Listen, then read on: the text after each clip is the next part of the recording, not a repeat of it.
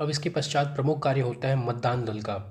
मतदान दल में जिन भी कर्मचारी का नाम होता है उनका एक दल बनेगा जो एक निश्चित निर्वाचन क्षेत्र तक का एरिया कवर करेंगे। मतदान के लिए जाने वाले कर्मचारी के लिए सभी सामान दिया जाएगा और सभी सामान के लिए चेक लिस्ट दिया जाएगा।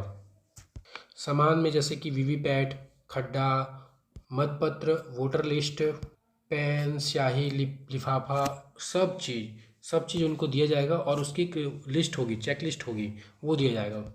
और जब उनको ये दिया जाएगा तो उसका मिलान करेंगे और सभी चीज़ मिलने के पश्चात सभी जाकर एक गाड़ी में बैठेंगे। उस मतदान क्षेत्र के लिए गाड़ी की रवानगी होगी।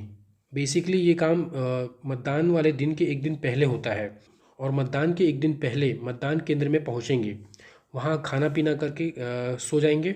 दूसरे दिन उठकर मतदान संबंधी सारी जानकारी का उस क्षेत्र में चस्पा करेंगे और बैनर और सारी चीज़ें बताएंगे ताकि मतदान शुरू हो चुका है ये लोगों को पता चल सके। सुबह से मतदान से पहले सभी पोलिंग बूथ में मॉक पोल किया जाएगा। मॉक पोल मशीन में सभी चीज़ें सही हैं या नहीं, या फिर कोई सेटिंग है या फिर कोई खराबी तो नहीं है, इसकी जानकारी के लिए मॉक पोल किया जाता है।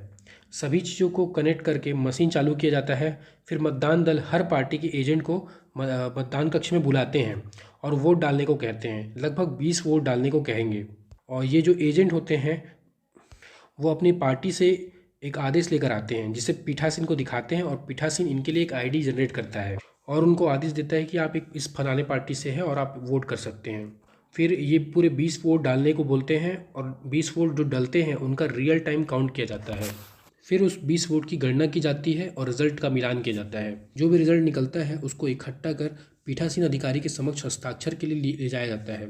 फिर मशीन को रीसेट कर दिया जाता है। इसके बाद उस मशीन को फिर से सीलबंद किया जाता है और फिर वीवीपैट के जो भी पर्ची निकलती है उस पर जो भी वोट किए हैं उनका हस्ताक्षर लेते हैं और उसे एक लिफाफा में बंद करके बंद कर दिया जाता है और उसके बाद चुनाव की प्रक्रिया शुरू होती है। अब देखते हैं कि मतदान केंद्र में कौन कौन होते हैं। मतदान केंद्र में बेसिकली 4 अधिकारी बैठते हैं और मिनिमम 2 पुलिस कांस्टेबल होंगे, एक कोटवार होगा और बाहर तो पोलिंग एजेंट होते हैं, वो सब आप जानती ही हैं। एक जो पीठासीन अधिकारी होता है उस मतदान केंद्र का इंचार्ज होता है। सभी चीज़ों की जिम्मेदारी उस पीठासीन अधिकारी की ही होती है। जब एक वोटर मतदान केंद्र में एंट्री करता है सबसे पहले 1 नंबर अधिकारी के पास वो जाए। ये मतदाता अधिकारी मतदाता सूची और आई कार्ड का मिलान करता है और पास बैठे पोलिंग एजेंट जो कि किसी राजनीतिक पार्टी के होते हैं उनसे ये कंफर्म करता है कि ये यही व्यक्ति है या नहीं।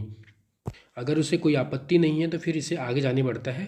अपनी लिस्ट में ये टिक मार देते हैं और इसे आगे जाने को कहते हैं। इसके बाद वोटर 2 नंबर अधिकारी के पास जाएगा। 2 नंबर अधिकारी के पास जाने पर वह आपका मतदान नंबर देखेगा और कौन सी आईडी आप लाए हैं उसको देखेगा। वोटिंग प्रोसेस में 17 प्रकार की आईडी को अलाउ किया जाता है, जैसे कि Aadhaar card, PAN card, driving licence, voter ID, MNREGA card, सभी चीज़ों को अलाउ किया जाता है। फिर आपका वो मिलान करेगा, जो आप आईडी लाए हैं उसका उस लिस्ट में नाम लिखेगा, फिर आपका सिग्नेचर करवाएगा। फिर इसके बाद आपके हाथ में स्याही लगाएगा। इसके बाद यही अधिकारी एक पर्ची जारी करेगा जिसमें आपका मतदान नंबर और पर्ची नंबर लिखा होगा और आपका हस्ताक्षर लेगा वहाँ। इस पर्ची को पकड़कर आप 3 नंबर वाले अधिकारी के पास जाएंगे। 3 नंबर वाला अधिकारी आपका पर्ची देखेगा और उसके हिसाब से बैलेट इशू करेगा और आपको बोलेगा कि जाओ आप वोट कर सकते हैं अब। फिर आप वोट करेंगे और वोट करने के बाद आप बाहर निकल जाएंगे।